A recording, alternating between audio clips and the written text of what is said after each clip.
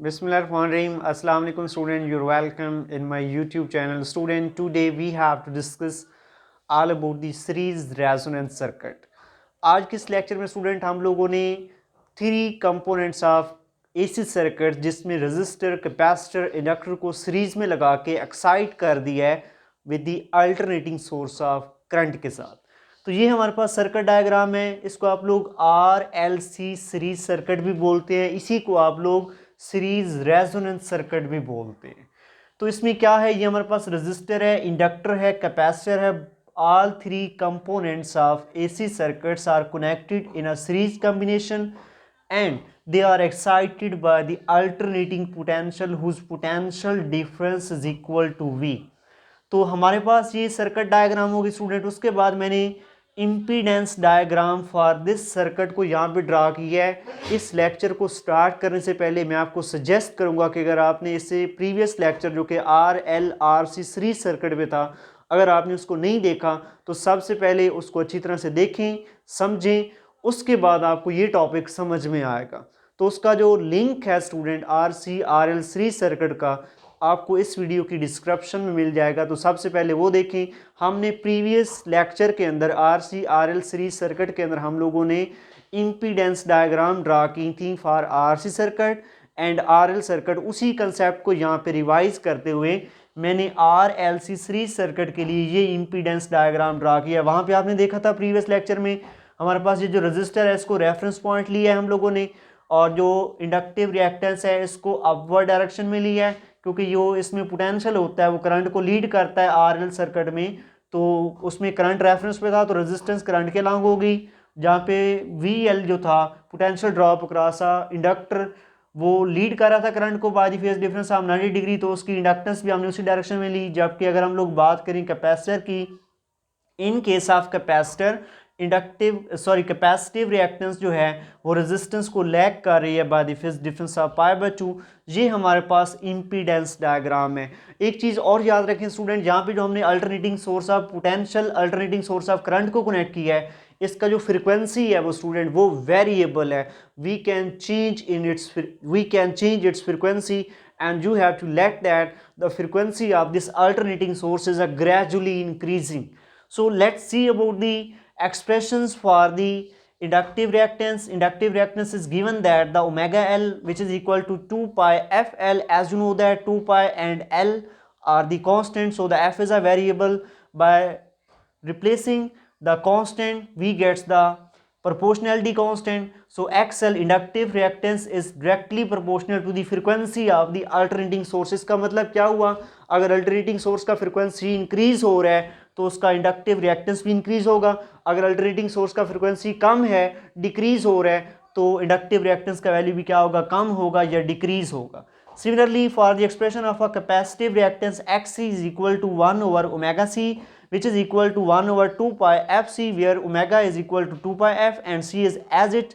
So according to this expression, 2 pi and C are the constant. So we can say that the XC capacitive reactance is inversely proportional to the frequency of the alternating source. Student, जो alternating source का frequency है, capacitive reactance उसके inversely proportional है, जबकि inductive reactance जो है वो उसके डायरेक्टली प्रोपोर्शनल है। ये प्रीवियस लेक्चर्स के अंदर आप लोग अच्छी तरह से पढ़ चुके हैं। तो यही कंसेप्ट हम लोग यूज़ करेंगे। तो यहाँ पे मेरे पास ये इम्पीडेंस डायग्राम है student for RLC series circuit के लिए। नेक्स्ट अगर हम लोग बात करें, मैंने बात की है the frequency of alternating source of potential जो है वो वेरिएबल है। हम लोग लेट्स सपोज करते हैं कि इनिशियली जो है इस अल्टरनेटिंग सोर्स का जो फ्रिक्वेंसी है वो कम है, ग्रेजुअली उसे इंक्रीज करेंगे और हम लोग वेरिएशंस देखेंगे in the current that's flowing across this series resonance circuit. इसमें से जो करंट फ्लो कर रहे हैं उसमें क्या वेरिएशंस आती हैं with the change in frequency of this alternating source.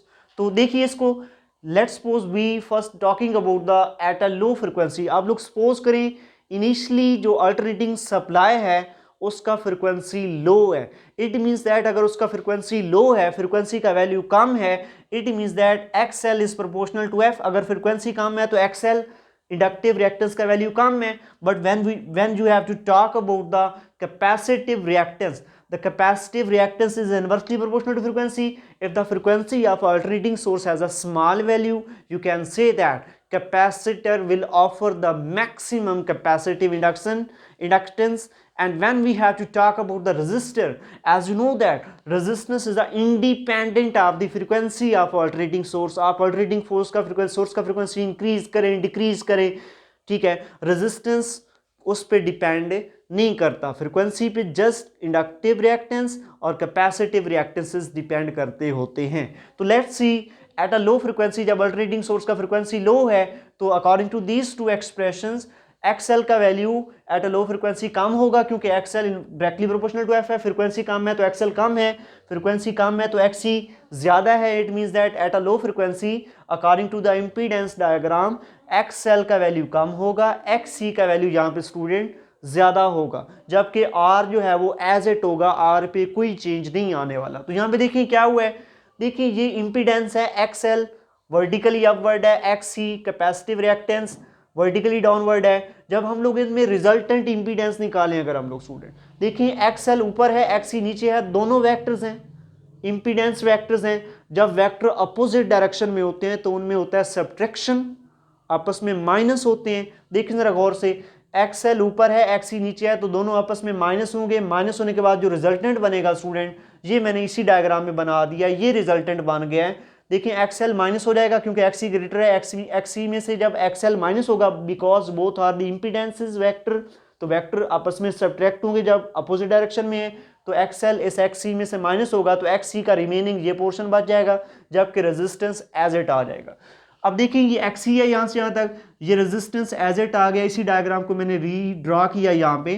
तो देखिए अब मैं अगर ऐड करूँ, टोटल इंपीडेंस निकालूं सर्किट की, तो मैं वेक्टर एडिशन से इंपीडेंस निकाल सकता हूं. लेकिन इससे पहले एक बात मैं आपको बताता चलूं, at a low frequency the capacitive reactance has a maximum value but the inductive reactance has a minimum value, and resistor on the resistance has a no change, no effect due to the low frequency. So we can say that at a low frequency, when you have to check out this diagram, XL will be subtracted from XC, so we get the resultant XC resistance, inductance, sorry, XC reactance and resistance. So we can say that here the XL would be a skipped on, XL skip हो जाएगा.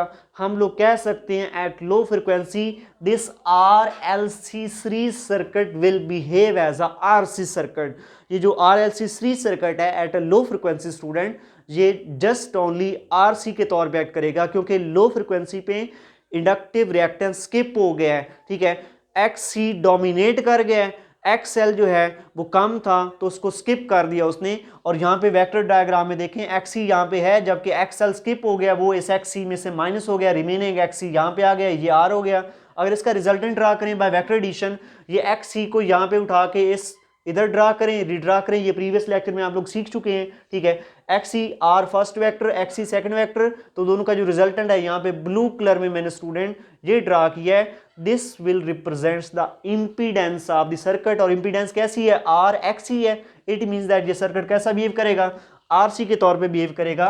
Eight a low frequency student inductance जो है यहाँ से मैं cross लगा दिया, वो स्किप हो जाएगा. ये सर्किट RLC सीरीज की बजाय RC के तौर पे बिहेव करेगा. अब यूं समझिए कि इंडक्टर का यहाँ पे कोई वर्क नहीं होगा, वो स्किप हो जाएगा यहाँ से. ठीक है, नेक्स्ट अगर हम लोग देखें, अब लेट करें फ्रीक्वेंसी ग्रेजुअली इंक्रीज हो रहा है. अगर फ्रीक्वेंसी ग्रेजुअली इंक्रीज हो रहा है तो देखिए फ्रीक्वेंसी बढ़ेगा तो XL बढ़ेगा, XC कम होगा. इसी बात को यूज करते हुए देखिए ये सेकेंड डायग्राम मैंने ड्रा की है. अब देखिए XL यहाँ पे कम था, अब यहाँ पे ग्रेजुअली थोड़ा बढ़ा है, क्योंकि फ्रीक्वेंसी अल्टरनेटिंग सोर्स का इंक्रीज हो रहा है, तो XL बढ़ा, XC थोड़ा पहले की निस्बत कम ड्रा हो गया. लेकिन फिर से रेजिस्टेंस सेम होगी, क्योंकि रेजिस्टेंस पे फ्रीक्वेंसी की चेंज की वजह से कोई चेंज नहीं आना. तो फिर क्या हुआ, XL ऊपर है, XC डाउनवर्ड है, दोनों इंपीडेंस वेक्टर्स हैं, रिएक्टेंस वेक्टर्स हैं, तो दोनों का डिफरेंस लेंगे, दोनों वेक्टर सब्ट्रैक्ट होंगे. सब्ट्रैक्ट होने के बाद XC ज़्यादा XL कम है, तो रिमेनिंग XC का पोर्शन ये उसी डायग्राम में ये मैंने ड्रा कर दिया. XC यहाँ पे ग्रेटर था, ये XL जब इसमें से सब्ट्रैक्ट होगा, क्योंकि दोनों अपोजिट वेक्टर में डायरेक्शंस हैं, तो XC रिमेनिंग बच गया, रेजिस्टेंस सेम आ गया. फिर मैंने क्या देखा, फिर मैंने ये देखा कि यहाँ पे XC को ड्रा कर दिया मैंने, रीड्रा, वेक्टर एडिशन से इंपीडेंस निकाला, ये इंपीडेंस हो गया. अब एक चीज़ ज़रा गौर से देखें, लो फ्रिक्वेंसी जब हम लोग ग्रेजुअली इंक्रीज कर रहे हैं, एक्सएल बढ़ रहा है, एक्सी कम हो रहा है, जो इम्पीडेंस है ना ओवरऑल सर्किट की, जो रेजिस्टेंस है, अपोजिशन है, वो डिक्रीज हो रही है। यहाँ पे देखिए इम्पीडेंस कैसी थी, ये लार्जर वैल्यू थी, ठीक है। यहाँ पे जब फ्रिक्वेंसी फर्दर इंक्रीज किया है, इम्पीडेंस क्या हुई है, इम्पीडेंस डिक्रीज हुई है स्टूडेंट। यहाँ पे ये वैल्यू कम है, ये वैल्यू ज़्यादा है, ठीक है। हम यूं कह सकते हैं जैसे जैसे हम लो फ्रिक्वेंसी से हाई फ्रिक्वेंसी से ग्रेजुअली फ्रिक्वेंसी को इंक्रीज करेंगे, तो हमारे पास जो है इस सर्किट के अंदर जो करंट इस्टेब्लिश हुआ है वो ग्रेजुअली इंक्रीज करेगा, करंट का वैल्यू बढ़ता जाएगा, क्योंकि जैसे जैसे फ्रिक्वेंसी को बढ़ा रहे हैं, ठीक है, वैसे वैसे impedance, total impedance of this RL series circuit का वैल्यू कम हो रहा है। रेजिस्टेंस इंपीडेंस का कम होना मीन करंट का बढ़ जाना। तो नेक्स्ट देखिए, नेक्स्ट एक और डायग्राम मैंने बनाया है। एक स्टेज ऐसा आता है कि फर्दर फ्रीक्वेंसी जब इंक्रीज हो रही है तो एक्सएल बढ़ रहा है, एक्सी कम हो रहा है। एक टाइम ऐसा आया कि एक्सएल यहाँ पे आप देखें इनिशियली कम था, फिर बढ़ा और ज़्यादा बढ़ा, एक्सी से थोड़ा माइनर सा कम है, दोनों को फिर से अपोजिट डायरेक्शन में डिफरेंस लिया तो ये कोई एक्सी का वैल्यू अब माइनर सा बचा है, एक्सी का वैल्यू कम हो गया, एक्सी का वैल्यू जब कम हुआ है, ठीक है, ये दोनों का डिफरेंस लिया, रिमेनिंग एक्सी ये बचा, दोनों का रिजल्टेंट ड्रा किया, एक्सी को यहाँ से यहाँ इसके पैरेलल वेक्टर ड्रा किया, ये इंपीडेंस आया स्टूडेंट। अब जरा गौर से देखें, इनिशियली जब फ्रीक्वेंसी बिल्कुल लो थी, इंपीडेंस उसमें सर्किट तो आरसी था ही, इंपीडेंस थोड़ी ज़्यादा थी। जैसे जैसे फ्रीक्वेंसी इंक्रीज कर रहे हैं इस अल्टरनेटिंग सोर्स की, तो वैसे वैसे इंपीडेंस का वैल्यू ये थोड़ा कम हुआ, मजीद देखें और कम हो गया। जब फ्रीक्वेंसी कुछ ज़्यादा बढ़ाई है, एक्सएल बड़ा है, एक्सी कम हुआ है, ये डायग्राम बनी है, ठीक है। ये डायग्राम में देखें एक्सएल और एक्सी अप्रॉक्सीमेटली इक्वल हैं, लेकिन एक्सी अभी भी थोड़ा सा डोमिनेंट है, तो दोनों का डिफरेंस लिया, क्योंकि दोनों वेक्टर्स हैं, अपोजिट डायरेक्शन में सब्ट्रैक्ट हुए, रिमेनिंग ये बचा, इसको यहाँ से यहाँ पे ड्रा किया, वेक्टर एडिशन से ये इंपीडेंस है। जरा गौर से देखें तीनों डायग्राम्स में, ये देखें इंपीडेंस मजीद कम हुई, फ्रीक्वेंसी बढ़ाने से मजीद कम हुई। इट मीन्स दैट जैसे जैसे हम लोग इस अल्टरनेटिंग सोर्स का फ्रीक्वेंसी बढ़ा रहे हैं, the resistance in this series resonance circuit is a decreasing. If the resistance is a decreasing, you can say that the current flowing through this circuit whose value is equal to I is gradually increasing. अगर इसको हम लोग represent करें, current frequency curve draw करें, तो ये मेरे पास current frequency curve है, एक्स एक्सिस के अलॉन्ग मैंने फ्रीक्वेंसी ली है, वाई एक्सिस के अलॉन्ग करंट ली है। देखें ग्रेजुअली फ्रीक्वेंसी कम था, इम्पीडेंस थोड़ा ज़्यादा था, सॉरी फ्रीक्वेंसी कम था, इम्पीडेंस ज़्यादा था, करंट यहाँ पे इनिशियली जो है स्टूडेंट वो कम था, लेकिन जैसे जैसे फ्रीक्वेंसी बढ़ा रहे हैं वैसे वैसे इम्पीडेंस ऑफ अ सर्किट जो है स्टूडेंट वो क्या हो रहा है, वो कम हो रहा है। इम्पीडेंस कम होने की वजह से इसमें जो करंट है स्टूडेंट वो ग्रेजुअली इंक्रीज करेगा इस आरएल सीरीज सर्किट में। ये कर्व हमारे पास मिलेगी, करंट ग्रेजुअली क्या करेगा, इंक्रीज करेगा इस सर्किट में से,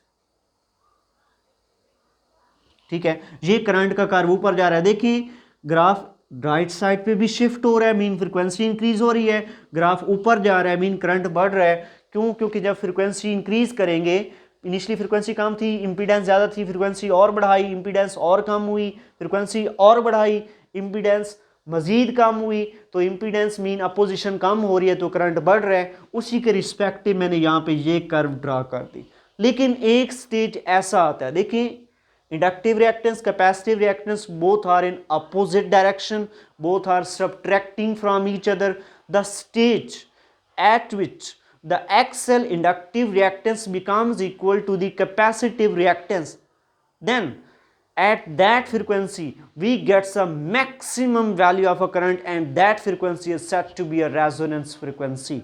मैं रिपीट कर देता हूँ, नेक्स्ट मेरे पास हेडिंग है रेजोनेंस फ्रीक्वेंसी। देखिए ग्रेजुअली जैसे जैसे फ्रीक्वेंसी बढ़ा रहे हैं, एक्सएल का वैल्यू बढ़ रहा है, एक्सी का वैल्यू कम हो रहा है। एक स्टेज ऐसा आता है कि हम इतना फ्रीक्वेंसी करते हैं कि एक्सएल एक्सी के इक्वल हो जाता है। ये डायग्राम बनाइए, एक्सएल एक्सी के अप्रॉक्सीमेटली क्या हो जाते हैं, इक्वल हो जाता है, एक्सएल एक्सी के इक्वल हो जाता है।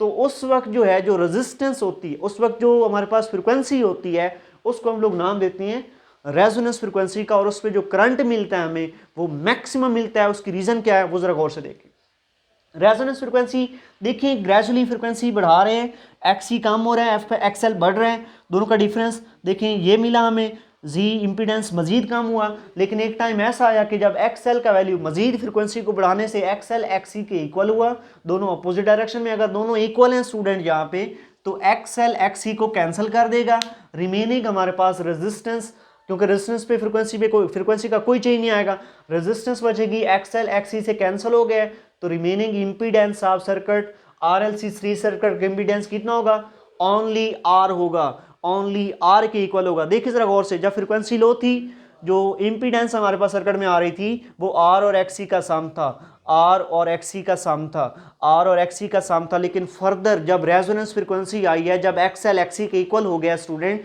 दोनों कैंसिल हो गए, रिमेनिंग इम्पीडेंस कितनी होगी सर्किट की, only resistive. Eight a resonance frequency this RLC series circuit will behave only a resistive. Resonance पे पहले इंडक्टर स्किप हो गया था, ठीक है, रेजोनेंस से पहले इंडक्टर स्किप हो गया था, एट रेजोनेंस कैपेसिटर भी स्किप हो जाएगा, कैपेसिटर का वर्किंग भी बंद हो जाएगा, कैपेसिटर भी स्किप हो जाएगा सर्किट में से। ये RLC सीरीज सर्किट सिर्फ कौन सा सर्किट बनेगा, सिर्फ रेजिस्टिव सर्किट बनेगा, सिर्फ रेजिस्टेंस इनएक्टिव होगी, बाकी एक्टिव होगी, बाकी दोनों इनएक्टिव हो जाएंगे, दोनों इंडक्टर और कैपेसिटर का यहाँ पे कोई वर्क नहीं होगा स्टूडेंट। तो देखिए इंपीडेंस ये बनी है, जब इंपीडेंस कम हो गया, सिर्फ आर बच गई है, रेजिस्टिव बच गई है, तो करंट का वैल्यू कितना होगा स्टूडेंट, ये maximum peak value of current मिलेगी। ये ग्रेजुअली जो करंट इंक्रीज हो रहा था वो यहाँ पे मैक्सिमम वैल्यू पे होगा, और इसके करस्पॉन्डिंग जो फ्रिक्वेंसी होगी स्टूडेंट, उसको हम लोग नाम देंगे रेजोनेंस फ्रिक्वेंसी का। इस पीक के वैल्यू, इसको हम लोग नाम देंगे एफ आर का। F R is a resonance frequency. जरा गौर से देखें, जैसे जैसे फ्रिक्वेंसी बढ़ रही थी इस सर्किट के क्रॉस अल्टरनेटिंग सोर्स की, वैसे वैसे देखें, ये जो जी है यहाँ पे था, इसका एंगल यहाँ पे आर के साथ ये बन रहा था, वैसे वैसे ये आर के क्लोज होता जा रहा था, जो जी है आर को अप्रोच कर रहा था। It means that at resonance Z R ही बन जाएगा। जी यहाँ पे देखें ना, आर को अप्रोच कर रहा है ग्रेजुअली, तो वैसे वैसे एट रेजोनेंस जी क्या हो गया, वही रेजिस्टिव सर्किट बन गया, यहाँ पे रेजिस्टिव सर्किट हो जाएगा। तो मैं यहाँ पे यूँ कह सकता हूँ, एट लो फ्रिक्वेंसी पे करंट ग्रेजुअली इंक्रीज कर रहा है, ये लो फ्रिक्वेंसी पे करंट ग्रेजुअली इंक्रीज कर रहा है, तो सर्किट कैसा बिहेव कर रहा है, आरसी बिहेव कर रहा है, रजिस्टर कैपेसिटिव सर्किट बिहेव कर रहा है। और एट रेजोनेंस ये कैसा बिहेव कर रहा है, ओनली रेजिस्टिव बिहेव कर रहा है, सर्किट सिर्फ रेजिस्टिव हो गए। पहले यहाँ पे रेजिस्टिव कैपेसिटर था, रेजोनेंस पे रेजिस्टिव हो गया, क्योंकि बाकी इंपीडेंस रिएक्टेंसेस आपस में क्या हो गई हैं, जीरो हो गई हैं। अब नेक्स्ट अगर हम लोग बात करें, इसका फार्मूला क्या होगा, इसी कंसेप्ट को यूज करते हुए, at the point where the inductive reactance becomes equal to capacitive reactance, that frequency is said to be resonance frequency, and the circuit at resonance frequency becomes the resistive circuit. And what is the value of a resonance frequency, we can calculate by using this assumptions. So XL is equal to omega L and XC is equal to 1 over omega C, और यहाँ पे omega इधर ले आए, multiply होकर omega square हो गया, L multiply इधर जाकर डिवाइड हो गया, omega square is equal to 1 over L C. Omega square को खत्म करने के लिए दोनों साइड पे स्क्वायर रूट ले, यहाँ पे स्क्वायर के साथ स्क्वायर रूट खत्म हो गया, यहाँ पे हो गया under root 1 over L C, और यहाँ पे ओमेगा इक्वल होता है स्टूडेंट 2 पाई एफ, और एफ यहाँ पे रेजोनेंस फ्रीक्वेंसी है तो एफ आर लिख देंगे equal to under root 1 over L C. F R यही रहेगा, 2 पाई मल्टीप्लाई और इधर जाकर डिवाइड होगा, तो F R resonance frequency is equal to 1 over 2 pi into square root of L C. L is the inductance of inductor and C is the capacitance of a capacitor. So this is the expression जिसको मैंने box किया है, this expression for resonance frequency. By using this expression you can calculate the resonance frequency of RLC series circuit or RLC resonance circuit. ये हमारे पास हो गया इसका expression. Next अगर हम लोग बात करें, क्योंकि ग्रेजुअली फ्रीक्वेंसी इंक्रीज कर रही है, तो एट हाई फ्रीक्वेंसी क्या होता है, after resonance frequency, before resonance frequency circuit RC के तौर पे बिहेव कर रहा है, एट रेजोनेंस रजिस्टर के तौर पे बिहेव कर रहा है, और आफ्टर रेजोनेंस मजीद देखिए एक स्टेज था, फ्रीक्वेंसी बढ़ाई, एक्सएल एक्सी के इक्वल हो गया, तो उसमें सर्किट रजिस्टर बन गया। लेकिन अगर मजीद फ्रीक्वेंसी बढ़ाएं तो क्या होगा, अगर मजीद फ्रीक्वेंसी बढ़ाएं student, according to this two expressions, XL बढ़ेगा एक्सी कम होगा। तो ये डायग्राम मैंने बना दिया, एक्सएल देखें बढ़ गया, एक्सी मजीद कम हुआ। अब दोनों का रिजल्टेंट निकालें, अपोजिट रिएक्टेंसेस हैं, वेक्टर्स हैं, डिफरेंस लें। अब एक्स ही एक्सएल में से माइनस होगा, रिमेनिंग एक्सएल ये कोई बचा, ठीक है, ये इसका कोई ना कोई वैल्यू है एक्सएल, और यहाँ पे हमारे पास ये रजिस्टर हो गया, रेजिस्टेंस, ठीक है, रेजिस्टेंस डायग्राम। तो ये R हो गया, ये XL हो गया। देखिए आफ्टर रेजोनेंस फ्रिक्वेंसी अब दोबारा से रिएक्टेंस ऐड हो गया रेजिस्टेंस में। अब जो है हम लोगों ने क्या देखा, XC XL में से माइनस हो गया, मीन आफ्टर रेजोनेंस कैपेसिटर जो बिफोर रेजोनेंस फ्रीक्वेंसी एक्टिव था अब इनएक्टिव हो जाएगा, जबकि इंडक्टर जो बिफोर रेजोनेंस फ्रीक्वेंसी इनएक्टिव था वो क्या हो जाएगा, एक्टिव हो जाएगा। यस ऑफ कोर्स, जहाँ पे कैपेसिटर इनएक्टिव हो जाएगा, जो हमारे पास इंडक्टर था वो एक्टिव हो जाएगा, मीन कैपेसिटर अब स्किप हो जाएगा सर्किट में से, and circuit will behave as a RL circuit, resonance circuit will behave as a resistor inductor circuit. Next देखिए ये इंपीडेंस बनी, इंपीडेंस की कोई वैल्यू बढ़ी, अब पहले रेजोनेंस पे सिर्फ R थी, अब R में कुछ ऐड हो गया XL, इसको उठाकर इधर पैरेलल ड्रा करें, कोई ना कोई इंपीडेंस का वैल्यू आएगा। मजीद फ्रीक्वेंसी बढ़ाया, फ्रीक्वेंसी ग्रेजुअली इंक्रीज किया, ग्रेजुअली फ्रीक्वेंसी इंक्रीज किया तो XL बढ़ा, XC कम हुआ, यहाँ पे XC का वैल्यू स्टूडेंट कम हुआ, XC कम है XL ज़्यादा है, दोनों का डिफरेंस लिया तो ये इधर ही मैंने डायग्राम बना दिया, ये XL कुछ ज़्यादा बना, सर्किट RL हो गया, ये XL हो गया, रेजिस्टेंस वैसी की वैसी, तो XL को यहाँ से पिक किया, यहाँ पे पुट किया, ये vector head addition rule use करते हुए XL का पैरेलल वेक्टर ड्रा किया, ये इंपीडेंस आ गई। अब देखिए इंपीडेंस बढ़ रही है, impedance after the resonance frequency of RL circuit increase हो रही है, इट मींस दैट करंट क्या करेगा, यस ऑफ कोर्स, अगर इंपीडेंस बढ़ रही है, पोजीशन बढ़ रही है तो करंट क्या करेगा स्टूडेंट, यस डिक्रीज करेगा। तो ये यहाँ पे करंट का जो कर्व है आफ्टर मैक्सिमम वैल्यू वो क्या करेगा, डिक्रीज करना शुरू कर देगा, करंट का वैल्यू डिक्रीज होगा with the passage of graph. देखें राइट साइड पे शिफ्ट हो रहा है, मीन फ्रीक्वेंसी में इंक्रीज आ रहा है, और ग्राफ नीचे आ रहा है, मीन फ्रीक्वेंसी में डिक्रीज आ रहा है, और आफ्टर रेजोनेंस फ्रीक्वेंसी सर्किट कैसा बिहेव करेगा, RL सीरीज सर्किट के तौर पर बिहेव करेगा, कैपेसिटर जो है वो स्किप हो जाएगा सर्किट में से। ये हमारे पास करंट फ्रीक्वेंसी कर्व आ गई, किसके लिए, फॉर सीरीज रेजोनेंस सर्किट के लिए। अब नेक्स्ट देखिए, अगर हम लोग मजीद एक डायग्राम मैंने बनाई हुई है यहाँ पे, दोबारा से जब फ्रीक्वेंसी इंक्रीज, ये याद रखें फ्रीक्वेंसी ग्रेजुअली लो से हमेशा इंक्रीज किए जा रही है, फ्रीक्वेंसी जब इंक्रीज करेगी फर्दर, XL देखिए यहाँ से इस डायग्राम में देखिए कदरे ज़्यादा है, पहले देखिए XL कम थोड़ा ज़्यादा था, XC थोड़ा था इसका वैल्यू, XL बढ़ता गया, XC कम होता गया यहाँ पे। अब देखिए मजीद फ्रीक्वेंसी बढ़ाई तो XC मजीद शार्ट हो गया, XL मजीद बढ़ा, दोनों का फिर से डिफरेंस लें, सब्ट्रैक्शन करें तो XC कम है, XL में से स्किप होगा, तो हमारे पास XL का ये वैल्यू बना, और R ये वैसे सेम का सेम रहेगा। तो अब देखें रिजल्टेंट ड्रा करें, इसकी निस्बत यहाँ पे इम्पीडेंस मजीद बढ़ गई है, मीन जैसे जैसे फ्रीक्वेंसी मजीद बढ़ाएंगे इंडक्टिव रिएक्टेंस बढ़ती जाएगी, और कैपेसिटर चूंकि स्किप हो चुका है तो इम्पीडेंस बढ़ती जाएगी, इम्पीडेंस बढ़ेगी तो हमारे पास सर्किट के अंदर करंट कम होगा, तो ये मैंने देखें ग्रेजुअली करंट डिक्रीज देखा है यहाँ पे, ठीक है। और ये याद रखें after resonance frequency circuit resistor inductor के तौर पे बिहेव करेगा। ये हमारे पास डायग्राम। अगर हम लोग बात करें, ये जो हमने रेजोनेंस फ्रीक्वेंसी का एक्सप्रेशन ड्राइव किया स्टूडेंट, इसकी कैरेक्टरिस्टिक्स की बात करें, रेजोनेंस फ्रीक्वेंसी की क्या प्रॉपर्टीज़ हैं, तो वो मेरे पास वन बाय वन यहाँ पे डिस्कस कर देता हूँ। फर्स्ट कैरेक्टरिस्टिक है the formula for the resonance frequency is equal to 1/2 pi under root LC। This is the expression by which you can calculate the value of a resonance frequency for series resonance circuit. Next अगर हम लोग बात करें second, impedance at a resonance frequency, impedance at a resonance is equal to R। ये आप लोगों ने देखा है, एट रेजोनेंस फ्रीक्वेंसी जो थी, इंपीडेंस जो थी सर्किट की वो कितनी थी, सिर्फ R थी, रेजिस्टेंस के इक्वल थी, मीन सर्किट कैसा था, रेजिस्टिव था, यहाँ पे मैंने लिख दिया हुआ है। इंपीडेंस सेकंड कैरेक्टरिस्टिक है, impedance at resonance is R, so I end voltage, current and voltage, क्योंकि देखिए रेजोनेंस पे इंपीडेंस कितनी है, सिर्फ R है, रेजिस्टिव है, और जब सर्किट रेजिस्टिव होता है तो उसमें आप लोग जानते हैं करंट और voltage both are in phase, current और वोल्टेज इन फेज होंगे, इट मींस दैट एंगल 0 होगा तो पावर फैक्टर कितना होगा स्टूडेंट, वो 1 के इक्वल होगा। तो ये मैंने लिखा हुआ है, impedance at resonance is R resistive, so current and voltage are in phase, so power factor is equal to 1। क्योंकि रेजिस्टिव सर्किट में करंट और वोल्टेज इन फेज होते हैं तो पावर फैक्टर cos थीटा का वैल्यू कितना होगा, थीटा 0 होगा तो cos 0 1 के इक्वल होगा, पावर फैक्टर 1 के इक्वल होगा।